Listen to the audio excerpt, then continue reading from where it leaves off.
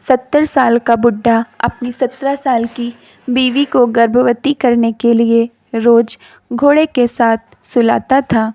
कुछ समय में उसकी बीवी पेट से हो गई। इसके बाद भी वह घोड़ों के साथ सोती थी। जब मुझे उसकी बीवी की हकीकत पता चली तो मेरी जान ही निकल गई, क्योंकि मैं अपने मम्मी पापा की इकलौती लड़की शिवानी गांव में मम्मी पापा के साथ रहती थी। मैं 10वीं पास कर चुकी थी।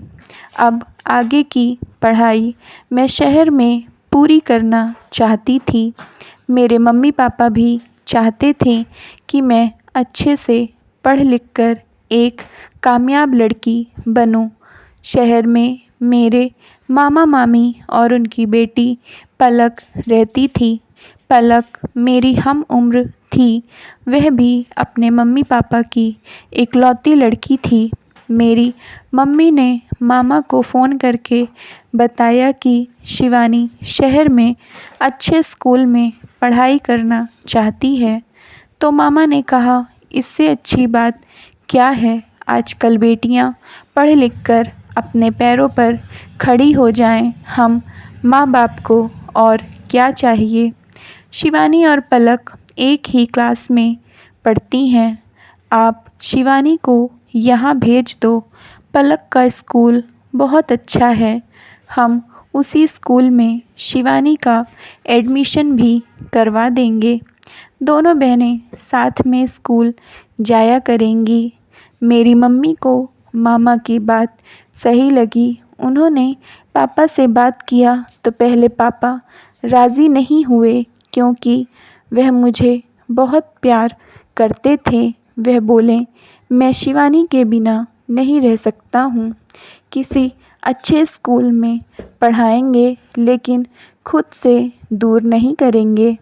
मेरी मम्मी भी मुझे बहुत प्यार करती थीं, लेकिन फिर भी वह मुझे शहर भेजना चाहती थीं, अच्छी शिक्षा देना चाहती थीं, क्योंकि वह सोचती थीं कि ज़माना बदल रहा है। हमारी एक ही बेटी है, उसे हमें अपने पैरों पर खड़ा करना है। किसी तरह पापा को समझाने के बाद पापा राज़ी हो गए। मेरे पापा मुझे लेकर मामा के यहाँ गए। मेरी मम्मी की आंखों में आंसू तो थे, लेकिन मेरी सफलता की उम्मीद भी थी। जब पापा मुझे मामा के घर छोड़कर जाने लगे तो बोले, शिवानी बेटा, ज़िंदगी में कभी कोई ऐसा काम नहीं करना जिससे मुझे किसी के सामने नज़रें झुकाना पड़े, शर्मिंदा होना पड़े। तुम 17 साल की हो गई हो। इस उम्र में सही गलत की पहचान करना मुश्किल होता है। जब भी तुम्हें ऐसा लगे कि क्या सही है क्या गलत है, तो अपनी आंखें बंद करके अपने पापा का प्यार मान सम्मान याद करना। तुम्हें इस बात का एहसास हो जाएगा कि क्या सही है क्या गलत है। अपना ख्याल रखना, अब तुम बड़ी हो गई हो। लेकिन एक बात हमेशा याद रखना, तुम कितनी भी मुश्किल में हो, हम हमेशा तुम्हारे साथ हैं। मेरे पापा ने मुझे पहली बार ज़िंदगी के बारे में कुछ समझाया था। मैंने कहा, पापा आप चिंता मत करो, मेरी वजह से कभी आपका सिर नहीं झुकेगा।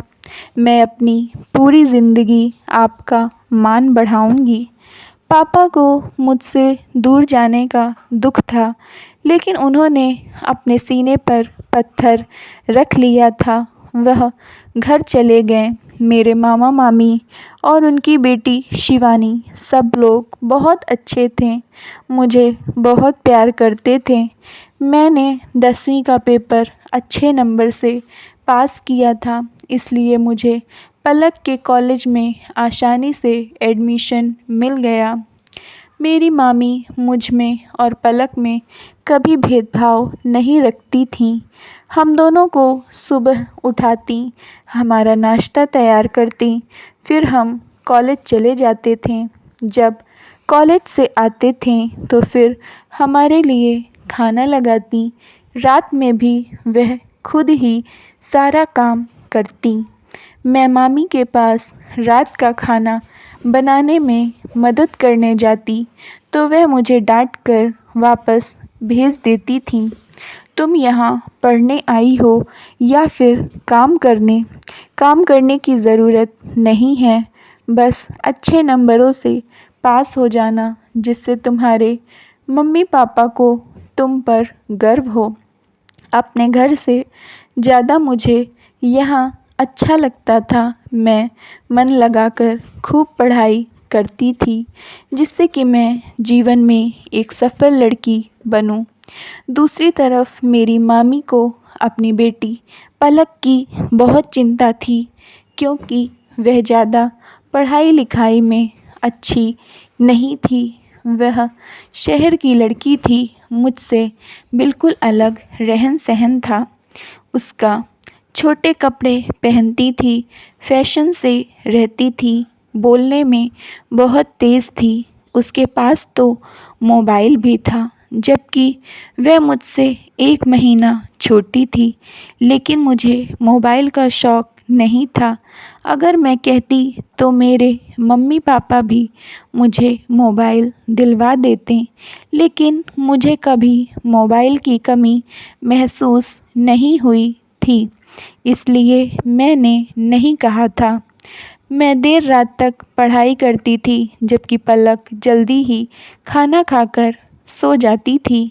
एक रात पलक 9 बजे सो गई। 11 बजे तक पढ़ाई ख़त्म करके मैं भी सो गई। आधी रात को जब मेरी नींद खुली तो मेरे कानों में फुसफुसाने की आवाज़ आ रही थी। मैंने देखा तो पलक बिस्तर से गायब थी। खिड़की के पास खड़ी होकर किसी से मोबाइल में हंस कर बात कर रही थी। यह देखकर तो मैं सन्न रह गई। पलक आधी रात को चोरी चुपके किससे बात कर रही है। थोड़ी देर में जब वह बिस्तर में आई तो मैंने उससे पूछा, इतनी रात को किससे बातें हो रही थीं? पलक ने कहा, ओह, तो आज तुमने मेरी और नक्श की बात सुन लिया है। मैंने कहा, ये नक्श कौन है? उसने कहा, कम ऑन शिवानी यार, तू ऐसे बोल रही है जैसे कि तेरा कोई बॉयफ्रेंड नहीं है। मैंने उससे पूछा कि क्या तू नक्श से बात करती है, इस बारे में मामा मामी को पता है? वह बोली, यह सब कोई मम्मी पापा को बताकर करता है क्या? नक्श बहुत अच्छा लड़का है, मुझे बहुत खुश रखता है, मेरा बहुत ख्याल रखता है। सही समय देखकर मैं मम्मी पापा से उसके बारे में बात कर लूँगी, लेकिन तू किसी से कुछ मत बोलना। नक्श हमारे कॉलेज का लड़का नहीं था। उसके बारे में पलक ने और कुछ नहीं बताया। मेरी मामी हमेशा पलक को यही कहती रहती थी कि शिवानी को देखो, पढ़ाई में कितना ध्यान लगाती है, कपड़े कैसे पहनती है, कुछ सीखो इससे। लेकिन पलक अपनी मम्मी की बातों पर ध्यान नहीं देती थी। वह अपने आप में ही मस्त रहती थी, चुलबुली सी लड़की थी। उसका ज़्यादा समय मोबाइल में चैटिंग करते बीतता था। आज सुबह मेरी मामी ने हम दोनों को उठाया, नाश्ता बनाया, टिफ़िन पैक किया। हम दोनों स्कूल चली गईं। जब छुट्टी हो गई तो पलक ने कहा कि शिवानी, तू घर जा, मुझे अपनी सहेली के घर जाना है। मम्मी से बोल देना शाम तक आ जाऊंगी। मैं घर आ गई। मेरा दिल घबरा रहा था। मैंने मामी को बता दिया कि पलक शाम तक लौटेगी। वह अपनी किसी सहेली के घर गई है। पलक के लिए मेरे मन में चिंता थी। कहीं वह कोई गलत कदम न उठा ले। लेकिन सब कुछ इतनी जल्दी में हुआ कि मैं उसे कुछ समझा भी नहीं पाई थी। शाम को पलक का फ़ोन आया। उसने कहा, मम्मी मैंने शादी कर लिया है और बहुत खुश हूँ। आप लोग मेरी चिंता नहीं करना, मैं ठीक हूँ।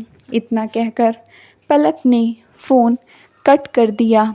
मेरे मामा मामी के दिल पर क्या बीत रही थी यह शायद कोई नहीं समझ सकता होगा।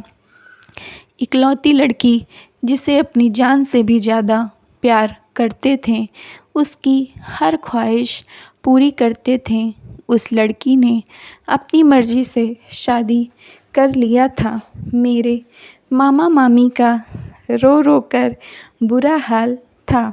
मैं भी पलक के लिए परेशान थी। हम में से कोई भी नक्श के बारे में कुछ नहीं जानता था। पलक अपनी मर्ज़ी से गई थी, इसलिए पुलिस कंप्लेन भी नहीं कर सकते थे, और अगर पुलिस के पास जाते तो अपनी ही बेइज्जती होती। इसलिए मेरे मामा ने कोई कंप्लेन नहीं किया। किसी तरह मामा मामी के दिन बीत रहे थे। उन लोगों को पलक के जाने का गहरा सदमा लगा था। पेपर शुरू हो गए।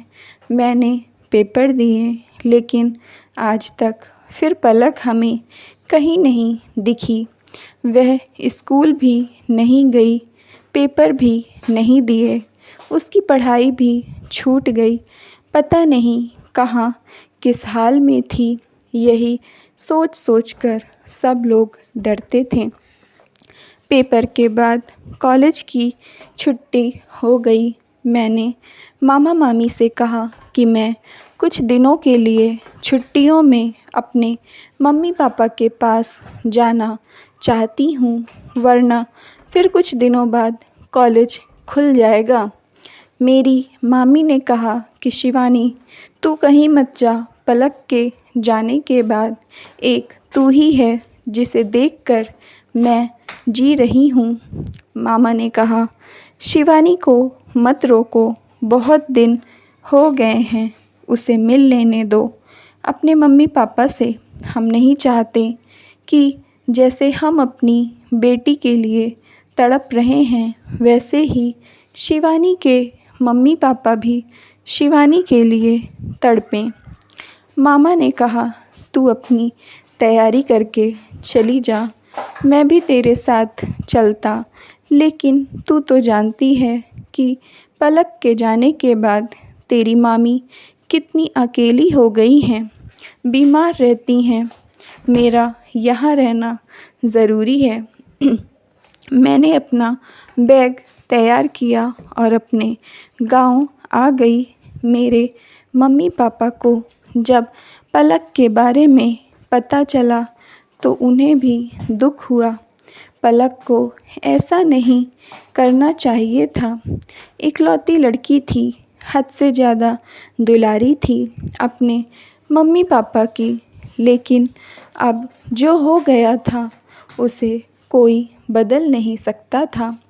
जब से मैं अपने गांव आई थी, मेरे गांव में एक खबर आग की तरह फैली थी कि गांव का मुखिया, जो कि 70 साल का हो गया है, बहुत पैसे वाला है, लेकिन बांझ है। इसलिए वह अपनी 17 साल की बीवी को घोड़ों के पास सुलाता है। इतना ही नहीं, वह हर रोज़ नई नई अच्छी अच्छी किस्म के घोड़े लाता है, जिससे कि बच्चा खूबसूरत पैदा हो। मैंने सोचा कि लोगों को क्या हो गया है, बच्चा पैदा करने के लिए किसी भी हद तक गुजर जाते हैं। ये पैसे वाले लोग कैसे होते हैं? क्या उसे अपनी बीवी के ऊपर बिल्कुल दया नहीं आती? बेचारी कैसे वह घोड़ों के साथ सोती होगी? यही सब मेरे दिमाग में चल रहा था। तभी मैंने देखा कि वह मुखिया एक सफ़ेद रंग का बहुत खूबसूरत घोड़ा लेकर आ रहा था। पूरे गांव में बातें हो रही थीं कि आज मुखिया अपनी मासूम बीवी को इस सफ़ेद खूबसूरत घोड़े के साथ सुलाएगा, जिससे उसका बच्चा बहुत खूबसूरत और उसकी नस्ल भी अच्छी होगी। कोई बच्चा पाने के लिए इस हद तक गिर सकता है, तो मैंने तो कभी सपने में भी नहीं सोचा था। मैं उसकी बीवी से मिलना चाहती थी, लेकिन सबके मुंह से सुना था कि आज तक उसकी बीवी को किसी ने नहीं देखा था। मैंने सबसे जांच पड़ताल करके यह पता लगा लिया कि उसकी बीवी घोड़ों के साथ कहाँ सोती है। आज रात पता चला कि मुखिया कहीं दावत करने जाएगा। मैंने विचार बनाया कि आज रात किसी भी तरह मुझे उसकी बीवी को उसके चंगुल से आज़ाद करवाना है। इसलिए मैंने मर्दों की पोशाक पहनी और मुंह ढक लिया, जिससे कि मुझे कोई पहचान ना सके। मैं उस जगह पहुंच गई जहां मुखिया की बीवी थी। काफ़ी आदमी मौजूद थे। सबसे छुपते छुपते मैंने आखिर उसे ढूंढ ही लिया। अंधेरी रात थी, लाइटें बंद थीं, हल्का फुल्का दिख रहा था। एक औरत कंबल से अपना मुंह ओढ़े घोड़े के पास डरी सहमी सी बैठी थी। मुझे साफ नहीं दिख रहा था। मैंने उससे कहा कि घबराओ मत, मैं तुम्हारी मदद करने आई हूँ। वह कुछ नहीं बोली। मैं उसे अपने साथ नहीं ले जा सकती थी, क्योंकि मैं मुखिया को पुलिस से पकड़वाना चाहती थी। इसलिए मुझे सच्चाई की तह तक जाना था और सबूत भी इकट्ठा करने थे। मैंने उससे पूछा कि क्या तुम मुखिया की बीवी हो? उसने हाँ में सिर हिला दिया। मैंने पूछा कि क्या उसने तुमसे ज़बरदस्ती शादी किया है? उसने फिर से सिर हिला दिया।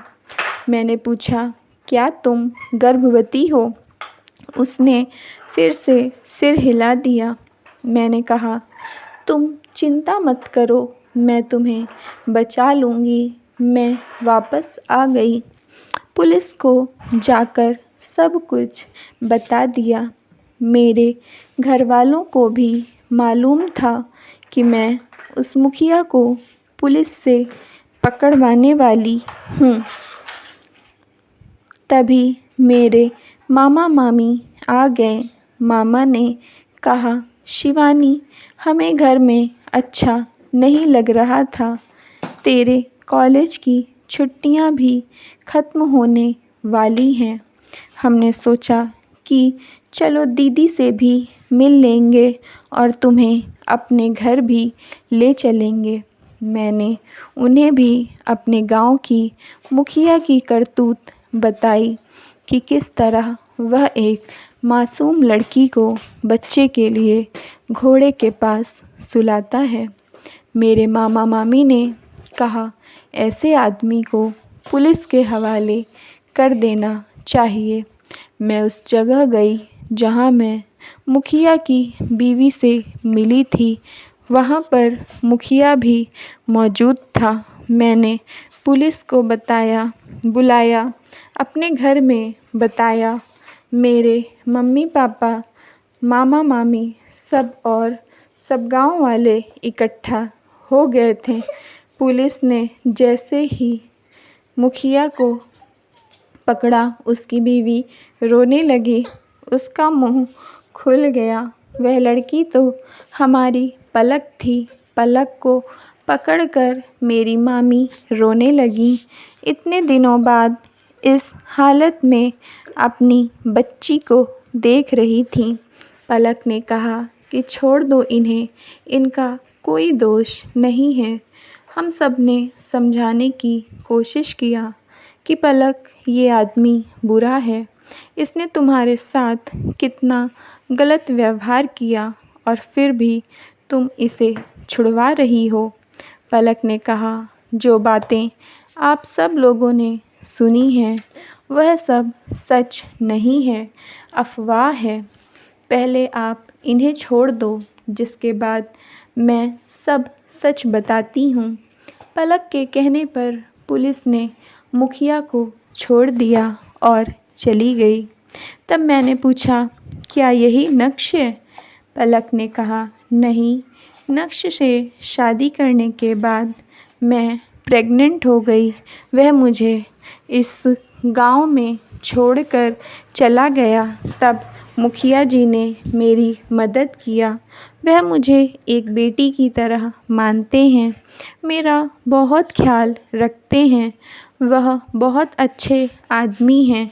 वह बोले कि मैं उनके घर पर रहूं, लेकिन मैं गर्भवती थी, इसलिए दुनिया वालों से छुपकर रहना चाहती थी। जब इस बच्चे के बाप ने ही इसे नहीं स्वीकारा तो मेरा कौन विश्वास करता कि मैं शादीशुदा हूँ और मेरा बच्चा नाजायज़ नहीं है। इसलिए मैं घोड़ों के बीच अस्तबल में रहने लगी थी। नए नए अच्छी किस्म के घोड़े खरीदना तो मुखिया जी का शौक़ है। मैंने उससे कहा कि उस दिन जब मैं तुमसे मिलने आई थी तब तुम क्यों नहीं कुछ बोली थी?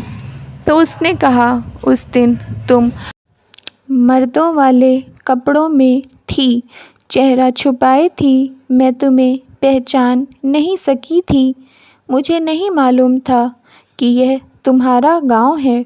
मामा ने कहा, तू बहुत छोटी थी, शायद 3 साल की थी, तब से तू यहाँ नहीं आई, क्योंकि तुझे गांव पसंद नहीं था, इसलिए हम तुझे कभी किसी गांव नहीं ले जाते थे।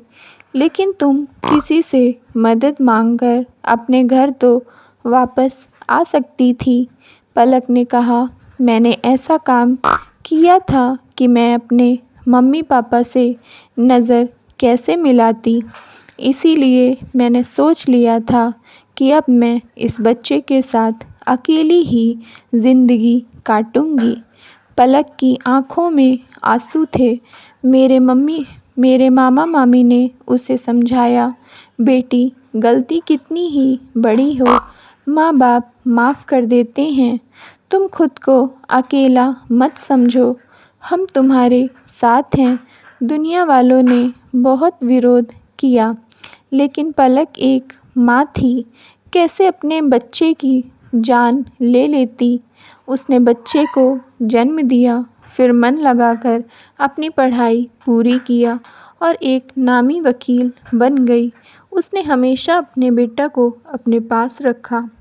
Thank you friends. अगर आप लोगों को स्टोरी पसंद आई है तो प्लीज़ लाइक कर दीजिए और चैनल को सब्सक्राइब कर लीजिए।